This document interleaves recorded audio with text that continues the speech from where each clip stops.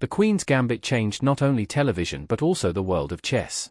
The miniseries is one of the most acclaimed in Netflix history and hit at the perfect time, captivating audiences who were isolating during the COVID-19 pandemic and increasing popularity in the game.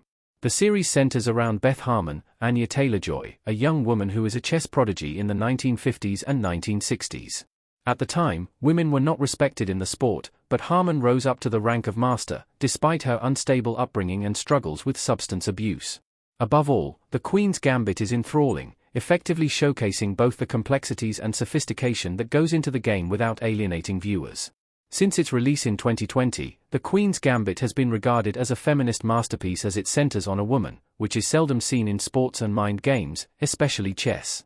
With The Queen's Gambit being such a rich historical piece, many have wondered if it is based on a true story, and if Beth Harmon is a real person. No, Beth Harmon isn't based on a real person. She shares similarities with real chess champion Vera Menchik. Anya Taylor-Joy's Beth Harmon may have inspired viewers, but she is not based on a real person.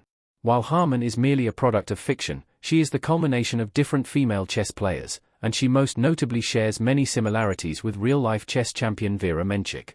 Menchik was the first and longest-reigning women's world chess champion, holding the title for an impressive 17 years, from 1927 to 1944. At the time Menchik was playing, women only competed against other women, but she broke the gender barrier and played against some of the best male chess players in the world. Menchik started playing until she was 14 and rose up in the ranks, eventually becoming, arguably, the greatest women's champion of all time. While Harmon isn't directly based on Menchik, or anyone in particular, her story is firmly rooted in reality. Both Harmon and Menchik were standout women in a male-dominated game. Nearly all professional chess players were male in the 1950s and 1960s when Harmon played. The sport is still male-dominated today. As of July 2024, only 12.7% of Chess Federation members are female. Via the US Chess Federation, both Harmon and Menchik were able to rise up so far in the chess ranks while facing constant sexism and people doubting their abilities because they were female.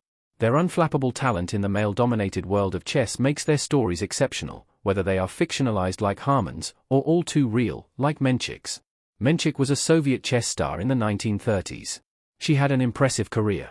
Vera Menchik playing chess. Vera Menchik was born on February 16, 1906, in Soviet Russia.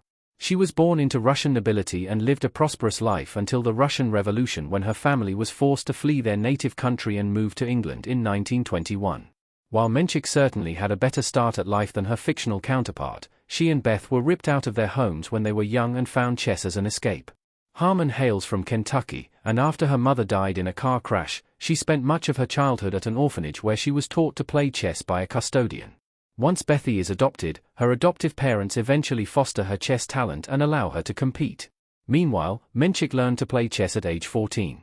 While she was not a chess prodigy right away like Beth, she certainly showed prowess in the game very early on. Beth Harmon and Bobby Fischer, chess prodigies raised in poverty. Fischer was very problematic.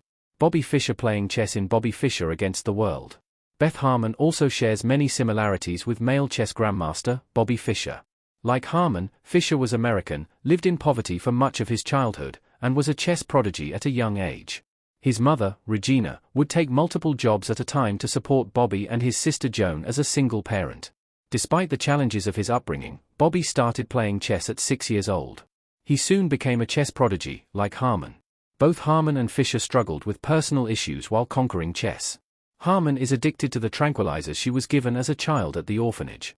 She also struggles with alcoholism, and she has to work through all of her addictions while trying to beat world-renowned chess masters. Fischer has his share of issues as well. It is widely believed that he lived with schizophrenia and intense paranoia, via Pacific Standard.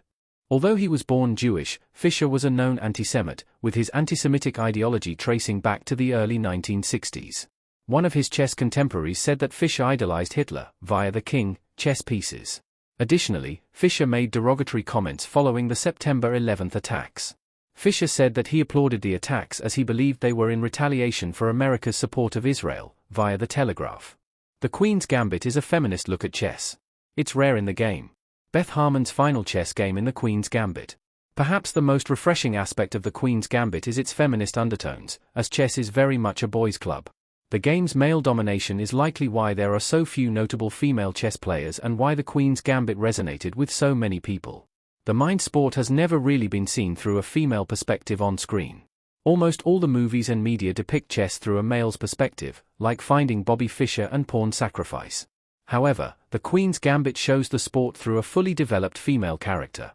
But it's not enough that Beth is female. What makes her interesting and, in turn, makes the Queen's Gambit a feminist work, is that she's an interesting character. Harmon is constantly grappling with drug and alcohol addiction, while also trying to come to terms with her painful upbringing and immense chess talent. Put all those elements together, and there's a complete character who isn't just there to make a point about women in chess, she makes a point about the human condition.